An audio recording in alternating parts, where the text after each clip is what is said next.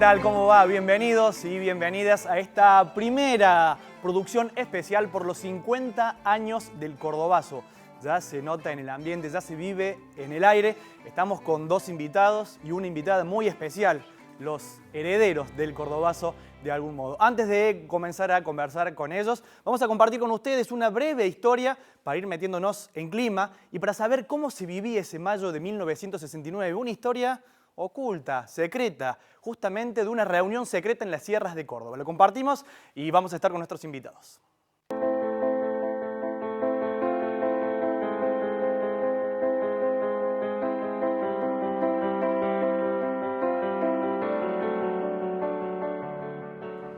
Onganía gobernaba después de haber derrocado a Ilía y Córdoba se posicionaba como la vanguardia rebelde del país. Y los radicales, con Víctor Martínez, Eduardo Angelos y Ramón Mestre, todos clandestinos, hablaban de un camino inevitable, la revolución antiimperialista.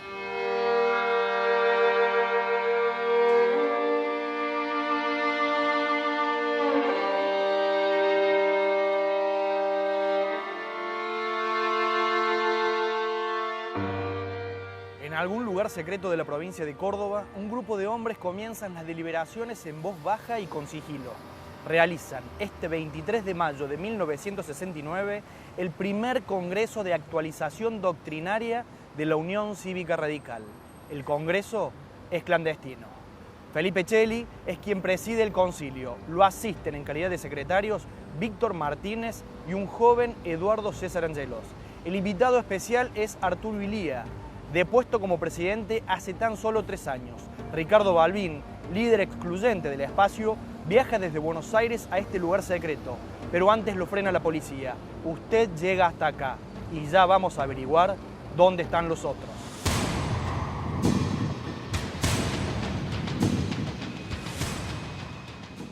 El gobierno de Onganía coinciden los radicales, un gobierno torpe.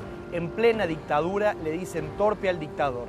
Ilía escucha sentado mientras todos lo miran y le dicen: usted, maestro, y nuestro partido hemos pagado el precio a su función de detener los intereses extranjeros. El recién fallecido Justo Páez Molina, gobernador de Córdoba hasta el golpe del 66, es recordado por un militante principiante llamado Ramón Mestre. Lo escucha atento Miguel Zadarola, nombre que le debe a su tío ya muerto, que en 1918, siendo un joven oficial de policía, se negó a reprimir a los reformistas.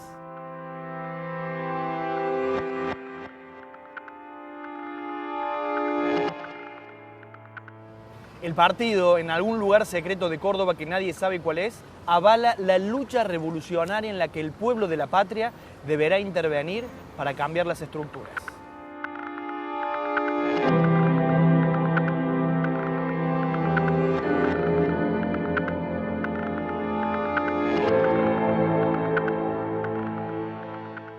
Un país como el nuestro, dicen los correligionarios, puede cambiar su estructura política o por la voluntad del pueblo, libremente expresada, o por una explosión como la de Francia en 1789 o la de Rusia en 1917. Frente a esto, y dado que la instancia electoral ha sido harto clausurada como vía reformista, la UCR entiende que solo le queda al pueblo la salida revolucionaria.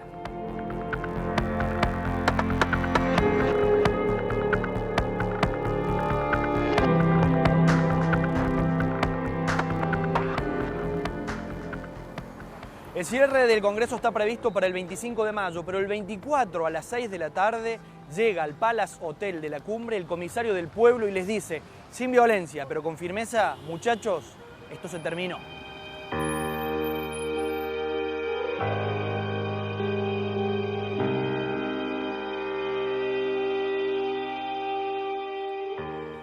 Mientras la policía apura el desalojo del Hotel de la Cumbre, los radicales piden los últimos minutos para leer la declaración final. El orador es joven, pero prometedor. Eduardo César, emocionado, da su discurso de cierre. La Unión Cívica Radical entiende que el país y América están viviendo las horas culminantes de una profunda crisis del viejo y multifacético espíritu colonial. Esta violenta toma del poder a expensas de las democracias cumplimenta los designios que los grandes trusts internacionales tenían acordado para nuestra América. Todo esto nos revela la presencia de una política desesperada y definitiva del capitalismo, y que Indoamérica no podrá madurar sus sueños seculares mientras un solo país hermano permanezca sometido al yugo imperialista. El camino ancho de la evolución, en el respeto armónico y en la paz, ha sido clausurado unilateralmente. En toda la tierra americana se avecina una revolución inevitable. Tan solo 4 días después, se produce el Cordobazo.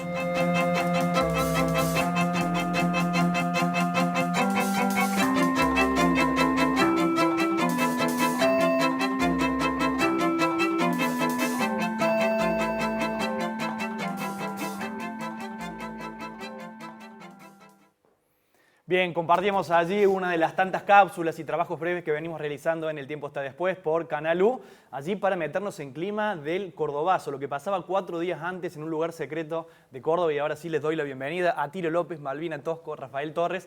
Un verdadero gusto, un verdadero placer tenerlos aquí en los estudios de los SRT. Gracias, Juan Cruz, por la invitación. Igual para nosotros. Como periodista, uno no tiene que sentir más que orgullo de poder tener a los 3 herederos. No hace falta que yo explique quiénes son ustedes, ¿no? Son los hijos y la hija de quienes protagonizaron y se pusieron al frente de la gesta que estamos recordando hoy a los 50 años, Atilio. Sí, efectivamente. Ahora quiero hacer hincapié que fueron quizás los 3 dirigentes principales, como vos decís, que estaban al frente de esto, pero acompañados por una gran cantidad de gente que eran laderos de estos 3 dirigentes que estaban al frente, cada uno de su gremio, pero muchos otros compañeros de trabajo y de otras entidades gremiales que también formaron parte de esta gran gesta que a 50 años ahora estamos recordando. Malvina, Sí, ¿cómo te tratan estos 50 años?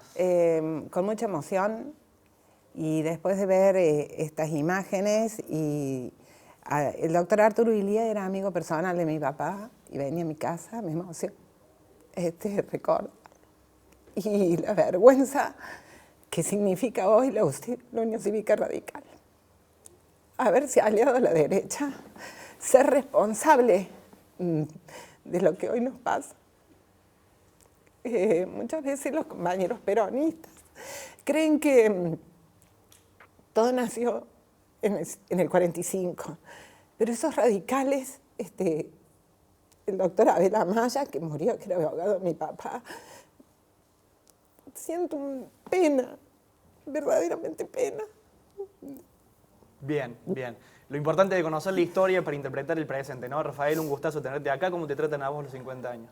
Me tratan como todos los años que se conmemora el Cordobazo, porque es inevitable que la entidad de nuestras personas no esté atravesada permanentemente por ese pasado que se tiene que proyectar y tiene que estar vigente en el futuro y en el presente para producir los cambios y las transformaciones a la luz de los retrocesos masivos e inéditos que hay en nuestro país en materia social, económica y hasta humana, si se quiere. Pero hay un hecho también interesante de comentar. En el caso de Malvina está claro, digamos, este pensamiento que tiene y es altamente respetable, y tanto Atilio López y Elpidio venían de familias radicales. Atilio Hipólito, por el presidente Irigoyen, y Elpidio por Elpidio González, aquel emblemático dirigente del irigoyenismo también, y que nacieron nuestros padres en familia de cuño radical.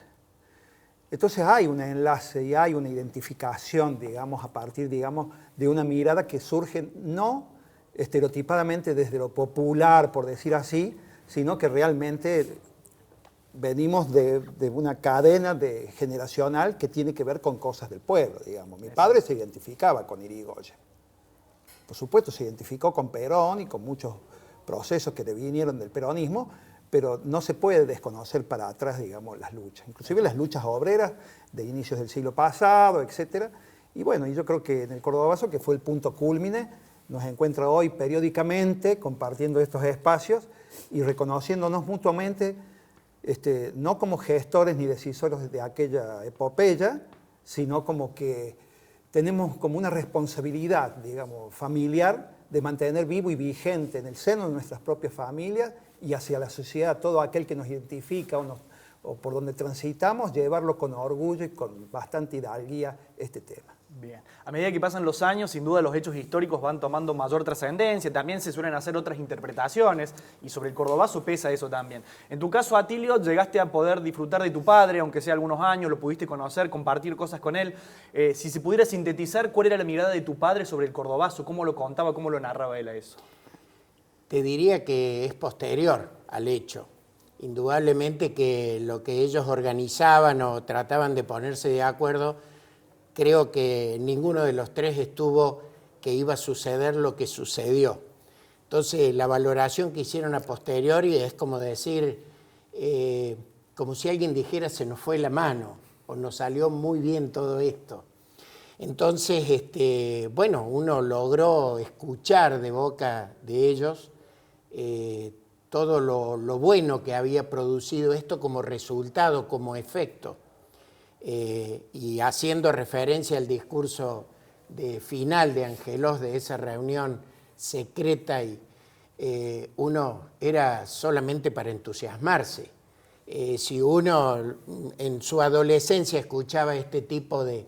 No había prácticamente diferencia en un discurso como el que señaló Angelós en ese cierre con lo que los peronistas pensábamos. Quizás esa continuación de lo que pretendió Perón hacer en el país era lo que pensaba Irigoyen, Alén, cuando fundaron el radicalismo allá a fines del siglo XIX. Entonces, uno decía a posteriori de esto, lo que pasa es que la historia se fue dando muy rápida, digamos, después del cordobazo y cuando todavía se estaban analizando las cosas, viene la caída de Onganía, viene el Viborazo en el 71, que fue una expresión similar a la del 69, y bueno, y ahí nomás ya en el 72 la noticia de que volvíamos a trabajar para volver a la democracia. Así que fue medio rápido el devenir de todas las situaciones, y en el caso particular, indudablemente que cuando esto se iban dando los resultados por todo esto que había ocurrido, y con el advenimiento de la democracia, indudablemente que ya comenzaron a jugar otros papeles de acuerdo a la ideología política que cada uno representaba, que es lo importante. Te diría que no pertenecían los tres al mismo espacio, ni siquiera Elpidio con mi padre dentro del peronismo. Por eso cuando hablan de grieta ahora, uno le dice, no muchachos, esto viene inclusive de la época de Perón. Entonces, lograron realizar algo tan importante como esto, a vista de los resultados, que no tenía importancia la camiseta política que podrían tener.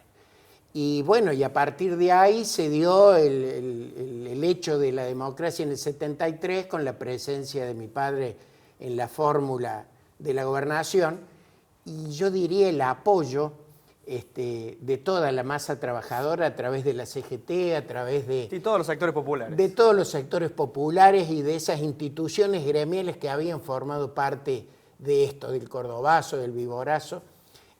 Así que fue todo muy enérgico, muy rápido y se fueron sucediendo los hechos. Exactamente. Bien, en un ratito les voy a pedir a ustedes dos, Rafael y Malvina, que me cuenten sus visiones intrafamilia, ¿no? De lo que fue y lo que significó para ustedes el cordobazo. Hacemos la primera pausa, volvemos en un ratito con este especial 50 años del cordobazo.